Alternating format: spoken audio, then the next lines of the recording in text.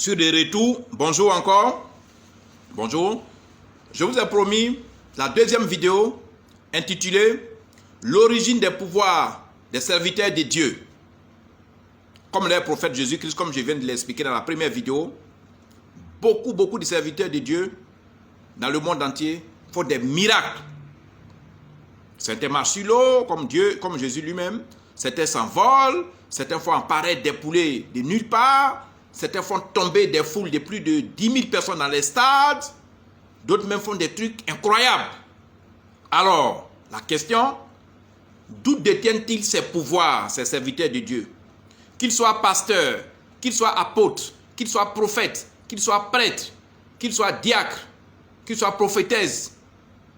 Les prophétesses, voilà, je crois que c'est des femmes. D'où toutes ces personnes, d'où tiennent ces pouvoirs-là? C'est tous ces hommes de Dieu. Quelle est, n'est-ce pas? Mais quelles sont les origines de tous ces pouvoirs qu'ils ont? Alors, nous allons essayer de vous expliquer ce que nous savons. Mais ce que vous devez comprendre, est-ce que vous devez accepter déjà?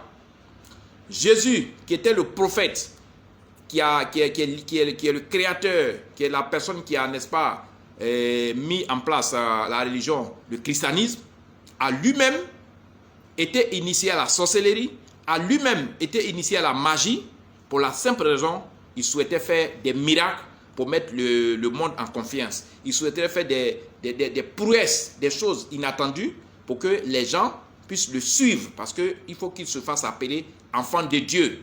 Il faut qu'il prenne de l'eau pour fabriquer du vin, prenne du sable pour fabriquer de la nourriture. Tout ça, ce sont des faits de magie. Vous voyez à la télévision, c'est la même chose que les magiciens font. Et donc, comme il a été initié à la magie, il a été initié à la sorcellerie, ses serviteurs, ceux qu'on appelle serviteurs de Dieu, ceux qui ont hérité, ceux qui ont pris en héritage sa religion, les dirigeants religieux d'aujourd'hui, c'est la même chose ils font. Ils sont abonnés à la sorcellerie, ils sont abonnés à la magie, ils sont abonnés à l'ésotérisme, ils sont abonnés à la magie noire. C'est-à-dire, ce qui compte pour eux, faire, n'est-ce pas, des miracles pour, n'est-ce pas, attirer le public. Donc, comme leur prophète, comme le Messie, leur Messie, les serviteurs de Dieu, ici en Afrique et dans le monde entier, utilisent des pouvoirs mystiques. Oui, ils utilisent également des pouvoirs mystiques. Ils utilisent la sorcellerie, ils utilisent la magie noire, ils utilisent l'ésotérisme, n'est-ce pas, pour parvenir à faire, n'est-ce pas, les miracles qu'ils font dans les lieux de prière, dans leurs églises, qu'ils font dans les veillées, dans les stades. Tout ce qu'ils font, tout ce que vous voyez comme action qu'ils posent dans ces lieux de culte, ou bien, je ne sais pas où ils sont, mais c'est, n'est-ce pas, la sorcellerie, c'est des faits de magie. Vous avez déjà entendu parler des serviteurs de Dieu qui pratiquent la sorcellerie en plein culte. Ils sont en train de faire le culte et puis ils pratiquent la sorcellerie. Et souvent, ça effraie le public, ça effraie souvent les fidèles. Vous avez aussi entendu des hommes de Dieu, pas des moindres, qui enterrent des bébés vivants, qui déterrent des cadavres pour pouvoir être forts, qui sacrifient des animaux pour avoir de la force. Vous avez également entendu, n'est-ce pas, des serviteurs de Dieu, des pasteurs, des prophètes, des prophétesses, qui vont dans des pays comme le Bénin, comme le Nigeria, même en Côte d'Ivoire, qui se baignent dans des rivières sacrées, des hommes de Dieu qui rentrent dans des forêts sacrées pour se préparer, pour se rendre lourds, pour se rendre puissants, pour avoir des pouvoirs mystiques. Vous avez également entendu parler, n'est-ce pas, de certains hommes de Dieu, ils sont beaucoup, n'est-ce pas, qui dorment même dans les tombes, à l'intérieur des cercueils, tout juste pour avoir les pouvoirs et faire, n'est-ce pas, des miracles comme leur prophète Jésus-Christ. Vous avez également aussi entendu des hommes de Dieu qui viennent voir les médiums, les astrologues, pour qu'on leur confectionne des bagues pour, n'est-ce pas, faire des miracles. Mais à ce niveau, c'est normal. C'est normal parce que depuis le commencement du christianisme, depuis la naissance du christianisme, ce sont que les astrologues et les mages qui entretiennent Jésus même depuis sa naissance. Et les astrologues et les mages étaient, n'est-ce pas, ceux qui encadraient la famille de Jésus. Donc, logiquement, s'ils viennent nous voir, nous médiums, si les hommes de Dieu viennent nous voir, ils viennent voir les astrologues pour des bagues de puissance, ça c'est logique. Pour cela, on ne peut pas les accuser de pratiques de sorcellerie, ou bien de pratiquer le mysticisme, ou bien de pratiquer la magie. Hein? S'ils viennent nous voir, c'est normal parce que dès le début, l'astrologie était là et le christianisme est venu. Et dès le début, Jésus était avec les mages, était avec les astrologues.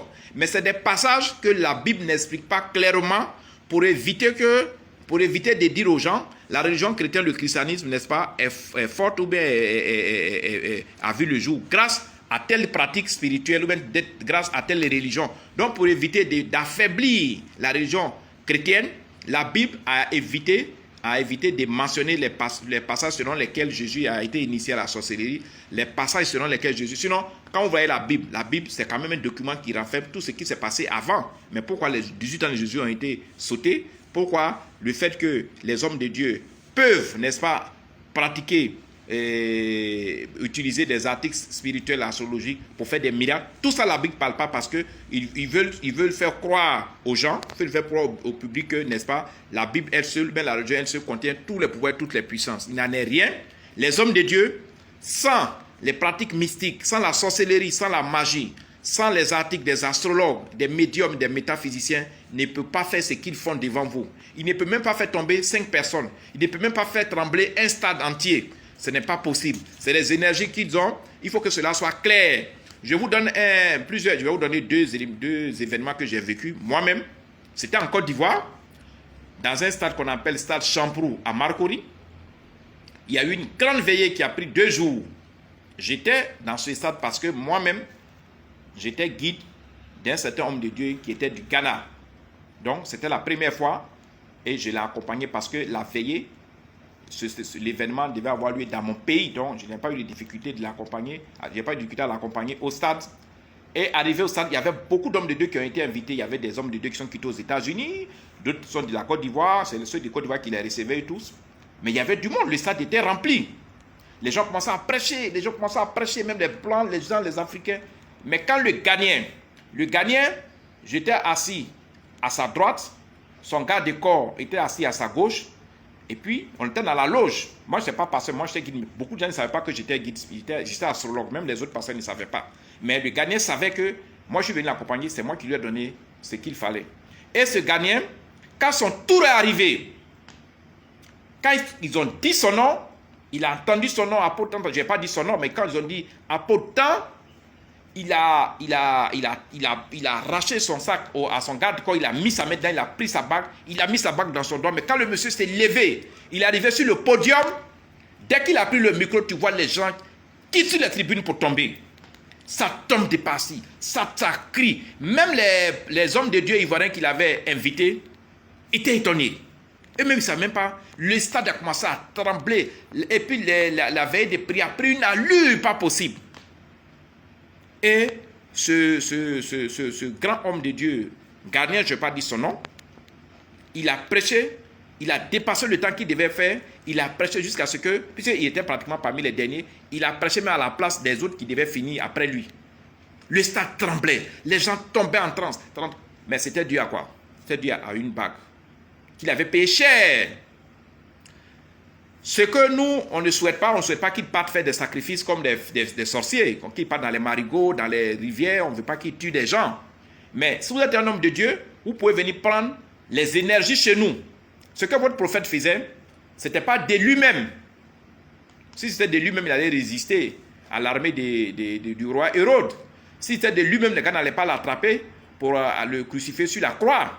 Je ne m'en réjouis pas, mais si c'était de lui-même, qui peut accepter de souffrir s'il a de tels pouvoirs? Mais c'est la magie qu'il allait, n'est-ce pas, apprendre en Égypte. C'est la magie à laquelle les Indiens l'ont initié. C'est ce qu'il a utilisé pour faire ces miracles-là qui sont aujourd'hui consignés dans la Bible.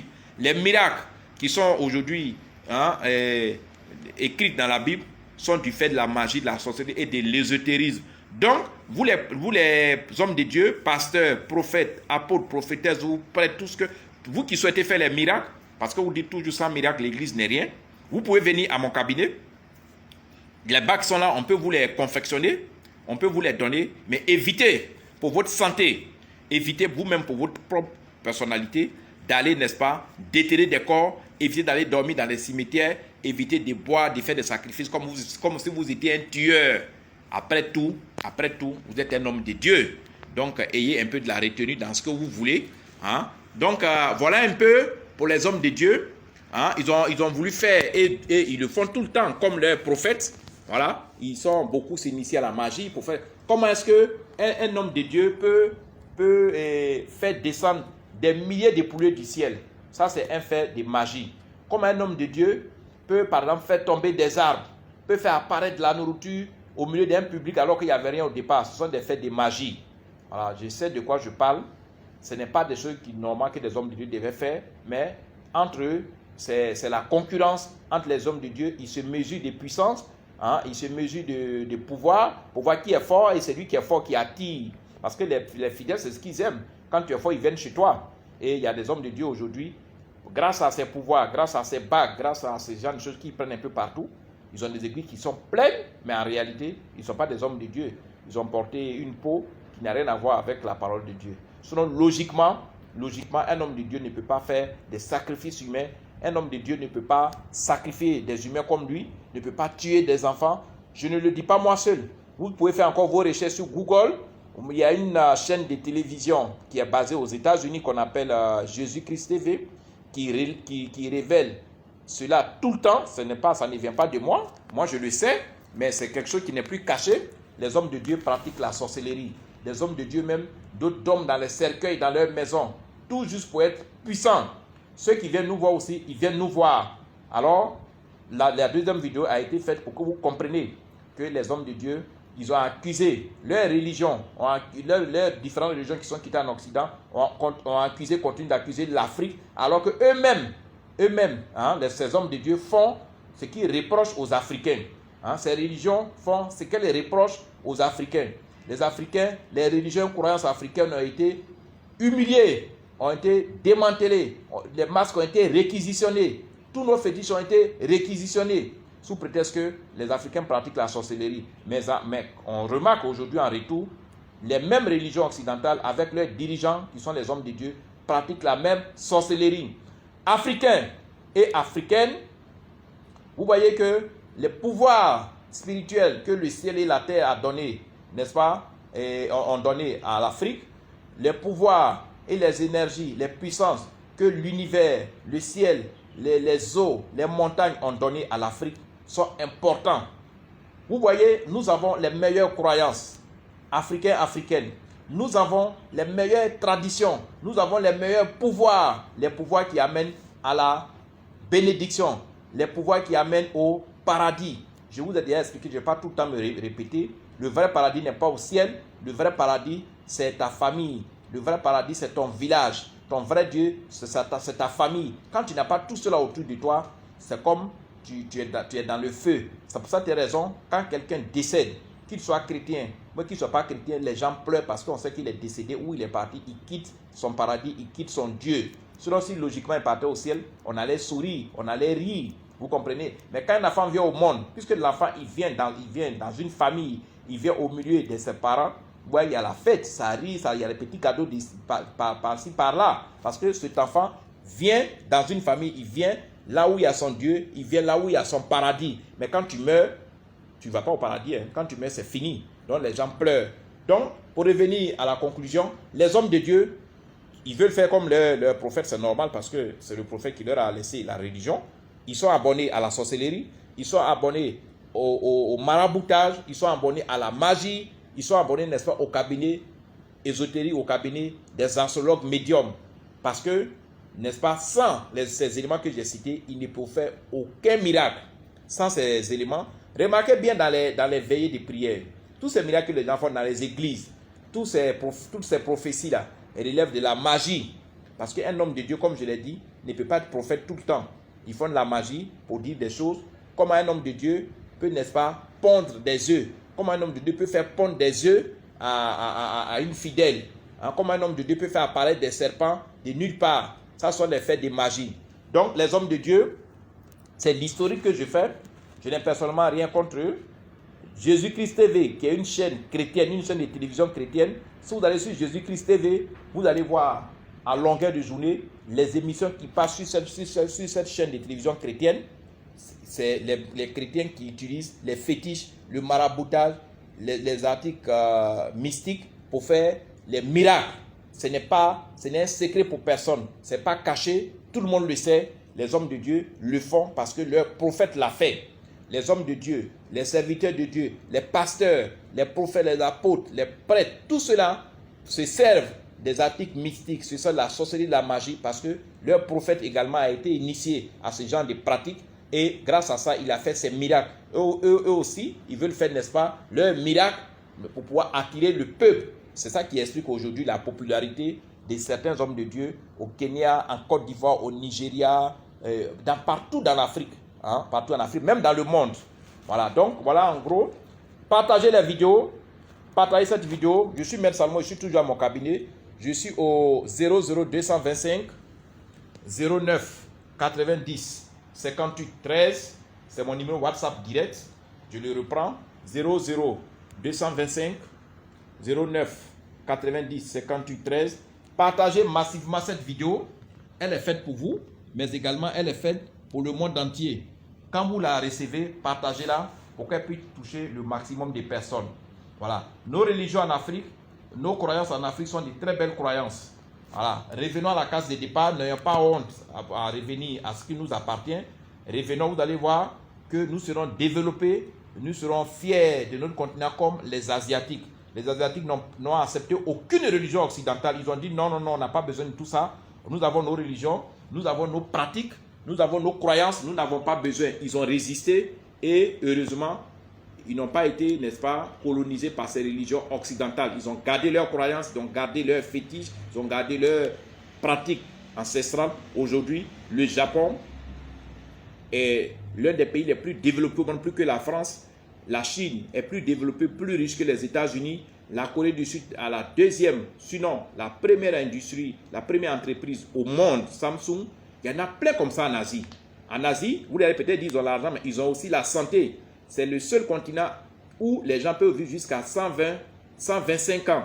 En Afrique ici, même quand tu as vécu pendant 70 ans, il faut remercier là où tu fais tes prières.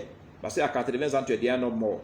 Mais comment se fait-il qu'avec toutes ces religions qui ont rempli l'Afrique, avec tous ces paradis qu'on nous promet, avec toutes ces promesses d'ici et là, comment se fait-il que les Africains, d'abord, ne sont pas riches, ne sont pas développés, sont tout le temps en guerre, sont tout le temps dans les conflits, et puis n'arrivent même pas à vivre. Hein? 80 ans, c'est que tu es le plus âgé de l'Afrique. 80 ans. Alors qu'au temps de nos parents, avant l'arrivée des religions, au temps de nos parents vivaient, même jusqu'à 150 ans, sans aller à l'hôpital, parce qu'il n'y a pas d'hôpital, ils vivaient jusqu'à 120 ans, jusqu'à plus de 100 ans. La longévité d'avant était meilleure. Sans médicaments, sans rien, ils vivaient longtemps. Mais on nous a promis le paradis. Voilà ce que le paradis nous donne. On n'arrive pas à vivre même 80 ans. À partir de 80 ans, tu ne peux même pas te déplacer. Tu es rempli de maladies. Tu ne peux même pas te soigner. Les Africains, Africaines, nous sommes en train de souffrir. La mission de mes vidéos, la mission de notre communauté n'est pas de faire la guerre à qui que ce soit. Nous cherchons une prise de conscience dans l'intelligence. Et comme nous savons que le développement part des religions et des cultures, comme nous savons que le développement part des croyances et des religions, c'est pour ça que nous faisons beaucoup de vidéos, nous faisons beaucoup de messages à l'endroit des cultures, des religions, des croyances et, n'est-ce pas, de toutes les pratiques que notre Afrique a perdues. Revenons à la case de départ, reprenons nos cultures, nous serons développés comme la Chine, nous serons développés comme le Japon, nous serons développés comme les deux Corées. Ceux qui vous disent que les cultures ne développent pas un pays sont en train de vous mettre dans le mensonge. Revenons en arrière, je vous aime Maître Salomon, je suis au 00225 09 90 58 13, c'est mon WhatsApp direct. Partagez massivement cette vidéo pour qu'elle soit, n'est-ce pas, lue par plusieurs personnes. Au revoir, Maître Salomon, demain pour 2 autres vidéos. Je vous aime. Ciao, ciao, ciao. Merci beaucoup. Au revoir. Bonne journée.